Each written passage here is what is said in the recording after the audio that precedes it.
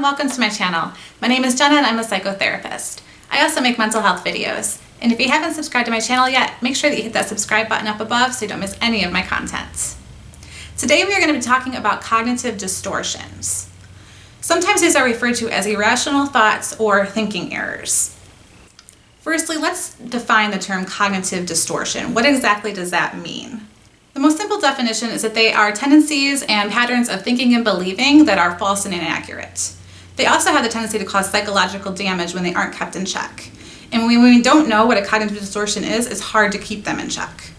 It's important to note that being a human being means that you're going to have cognitive distortions. We all have cognitive distortions or distorted thinking patterns. The problem is that if we don't know how to identify them, they can reinforce things like anxiety, depression, and just overall general negative mental health.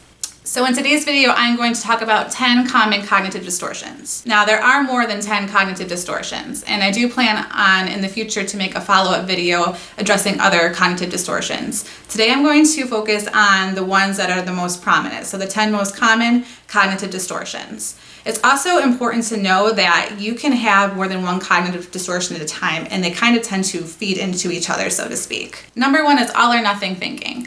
Sometimes this is referred to as black and white thinking or polarized thinking. And this is basically when you think of things in extremes with nothing in between, no gray areas. Either something is all good or it's all bad. I'm either perfect or I'm a failure. One example that I point out a lot working with eating disorders is I'm either going to restrict all of my food or I'm going to binge. So that would be an example of an all or nothing thinking process. Number two is overgeneralization. This is where you take one negative experience and you generalize it to all of the other experiences. An example would be getting like a bad grade on a test and then overgeneralizing that this means that you're a failure and you're not smart. Or going out on a date with someone and they don't call you. It means that you're unlovable and unacceptable. Number three is mental filter. Sometimes this is referred to as a negative filter. It's when you take one piece of negative information and you exclude all of the positive information. An example could be that you have a review with your boss at work and your boss points out all of these areas that you're excelling in, doing a really, really good job, providing you all these positive things, but they might bring up maybe one area that your performance could improve. And when you are acting with a mental filter or a negative filter, you tend to focus in on that one area that your boss said that you can improve and discount all the positive stuff that he or she said. Number four is disqualifying the positive. And this is almost the exact opposite of a negative filter where you do acknowledge the positive stuff. However, you tend to think that anything that positive that happens to you is just kind of a random act of chance. You know that there's a positive experience, however, you reject it. An example could be you did really, really well in a class, you got an A, you excelled, and instead of taking credit for your good grade based on your hard work or dedication, you're like, that was just chance. That class is easy. Anyone could have passed that class. It was nothing that I did. I'm not special. It's not my hard work that got me these good grades. That would be disqualifying the positive. Number five is mind reading. This is when we tend to think that we know what other people are thinking and we think that it is more of a negative thought process.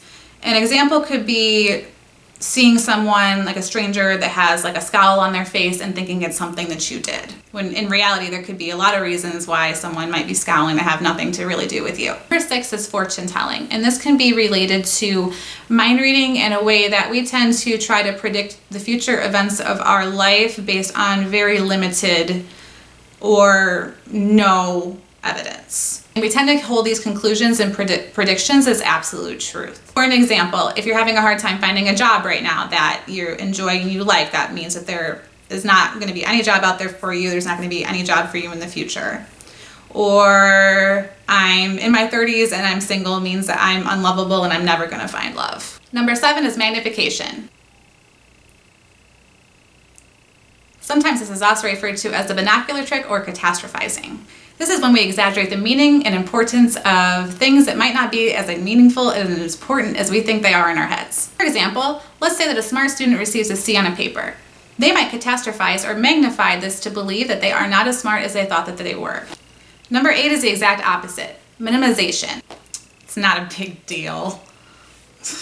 Minimization is making a significant event smaller than it is. I never cared about her. So what, we broke up? It's not a huge deal. Dude, you guys were together for like 3 years. 3 years. 3 years isn't a long time. I mean, not compared to my like entire life. Dude, you said that you loved her and you wanted to marry her. I heard you say that. Number 9 is emotional reasoning. This is when we accept our emotions as fact. It's this idea that I feel it, so therefore it must be true. I feel guilty, so that must mean that I did something bad. I feel jealous, so that means that my significant other is probably cheating on me. Number 10, should, ought, and must statements. This is when we impose a set of expectations or rules on ourselves that we're probably not going to meet. I should do this. I should always do that. I must do this. I ought to do that. And this can lead to feelings of guilt when we aren't able to live up to that expectation. We might say things like, I should go to the gym every single day. Everyone must like me. I should always get A's. There you have it, 10 cognitive distortions. Hopefully this will help you kind of point some of these out when you find yourself engaging in them. Because when we're able to point out our cognitive distortions, we can kind of start to challenge them and rewrite our narrative.